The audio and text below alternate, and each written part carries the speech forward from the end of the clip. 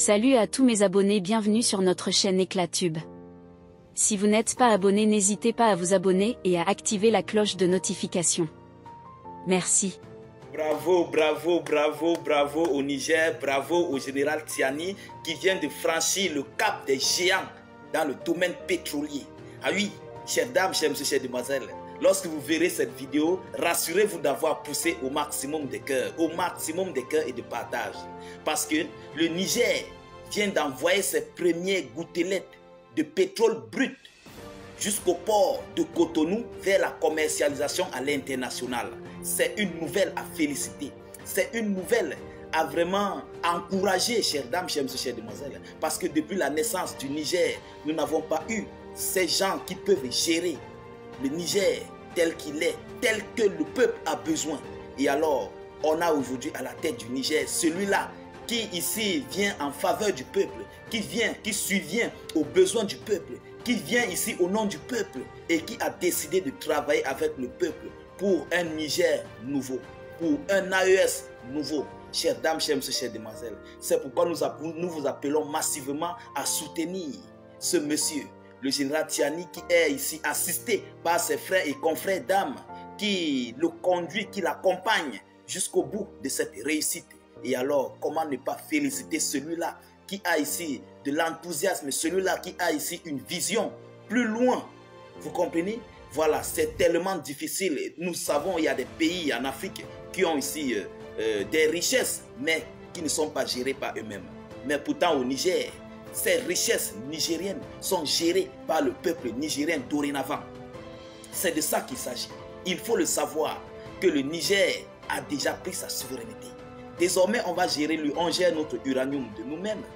Désormais, le pétrole brut, lorsqu'on parle de pétrole brut, ça englobe tout, le gaz, le pétrole, voilà, l'essence, comme on appelle le super. Vous comprenez? Donc, le Niger lui-même va gérer désormais ses propres revenus des produits du sol et du sous-sol.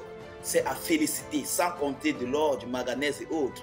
Vous voyez? Donc, chères dames, chers messieurs, chères demoiselles, qu'est-ce que le général Tiani a envoyé comme produit du côté des ports du Bénin? Qu'est-ce que le général Tiani a écrit ou qu'est-ce qu'il a planifié sur son calendrier de travail dans les prochains jours, mois et années à venir? Et alors, c'est de ça que nous allons... Le Niger a décidé d'entrer dans le monde des pays pétroliers, dans le monde de l'OPEP. Vous comprenez? Organisation des pays... du pétrole. Voilà, quelque chose comme ça, si je ne me trompe pas. Le Niger, désormais, entre dans l'organisation. Il entre dans le classement. Et c'est de ça qu'il s'agit. Et alors, ces gens ne sont pas contents. Vous connaissez de qui je parle. Ils ne sont pas fiers de l'élévation du Niger à l'heure présent. Vous comprenez? Et ils n'auront qu'à aller chercher de l'eau et boire et se coucher quelque part. Parce que l'Afrique est en train de prendre son envol. C'est de ça qu'il s'agit. Merci beaucoup, général Tiani. Donc, chères dames, chers messieurs, chères demoiselles, selon les informations ici que nous avons reçues, le pétrole produit à Agadem a été acheminé à la station terminale de Sémé-Kraté via un pipeline long de 2000 km, dont 675 km passant par le territoire béninois. Bravo, monsieur Tiani. Bravo. Vraiment, recevez toutes mes salutations depuis vos positions géographiques. Oui, voilà quelqu'un qu'on dit gérer un pays. À combien de mois, après combien de mois ce monsieur est arrivé? Le 26 juillet 2023. Nous sommes maintenant en avril 2024. Combien de mois? Même pas un an. Vous comprenez? Il a déjà assuré la sécurité avec des accords par des pays ici en puissance émergente concernant le domaine militaire. Il est en train d'assurer l'avenir du Niger dans le domaine pétrolier. Vous voyez le Qatar, vous voyez ces différents pays, de Dubaï et autres. C'est le pétrole, l'argent du pétrole. Et le Niger possède du pétrole, tellement du pétrole par rapport à certains des pays d'entre eux. Mais comment le Niger ne va pas évoluer dans les prochaines années à venir? C'est pourquoi je vous dis, ces gens qui avaient dit qu'on retournera vers eux, ils ont tapé pour tout. Oui, ils ont raté. Parce que nous, peuple d'Afrique, nous allons émerger. Sans eux ou avec eux, nous allons émerger. On n'a même pas besoin d'eux. C'est de ça qu'il est question. Et alors, chers dames, chers messieurs, chères demoiselles, le Niger fait désormais partie des pays africains producteurs d'or noir. L'or noir, bien sûr, c'est le pétrole brut. C'est ça qu'on appelle l'or noir. Avec près de 90 000 barils par jour. Exceptionnel. Bravo. 90 000 barils par jour. Vous comprenez? 90 000 barils par jour. C'est tellement énorme. Avec ça déjà, d'ici 10 ans, si le Niger continue dans sa gouvernance, dans sa gestion comme tel que je le vois, le Niger va vraiment avoir un développement de ouf. Ah oui, c'est de ça qu'il est question. Donc, avec le concours de l'entreprise chinoise CNPC, le Bénin, pour sa part, percevra des droits de transit et des recettes fiscales par volume de pétrole exporté. Alors, Patrice Talon va manger aussi sa part. Donc, selon les informations, ce pétrole qui serait acheminé sur le Bénin va payer des droits fiscaux. Donc, les timbres fiscaux, si vous voulez, c'est comme ça que je dois dire pour les autres. Les droits fiscaux, donc ils sont ici peut-être des impôts et beaucoup les taxes et autres et autres et autres. Donc, c'est ça que le Bénin va recevoir du Niger. Et c'est normal, dans tout pays, c'est comme ça que ça se passe. Il ne faut pas que ça crée peut-être autre chose, vous voyez. Donc, c'est le commerce, ce sont ses droits. Ce sont les droits du pays. Et le Bénin aussi vit de ça. Donc, c'est une très bonne chose.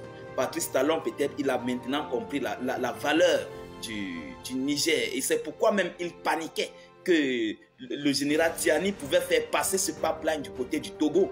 Vous comprenez? Mais il a eu la chance. Voilà, c'est Dieu qui l'a fait ainsi. Donc, selon l'Oléoduc devrait acheminer 200 000 barils de pétrole quotidiennement en 2026. Le pipeline export Niger-Bénin va également créer plus de 2000 emplois béninois. Plus de 2000 emplois béninois sur le sol béninois. Est-ce que vous comprenez ce que ça veut dire? Le général Tiani vient de retirer. Le Niger vient de retirer ici beaucoup de Béninois dans le chômage. Plus de 2000 Béninois qui vont quitter du chômage et vont retrouver désormais du travail grâce au pipeline nigérien pour la commercialisation de son pétrole brut. Et du côté du Niger, c'est pareil. Vous comprenez? Donc c'est de ça qu'il s'agit. Voilà pourquoi on dit les Africains doivent travailler en collaboration. Et vraiment, nous félicitons cette collaboration de Patrice Talon, malgré qu'il est comme il est.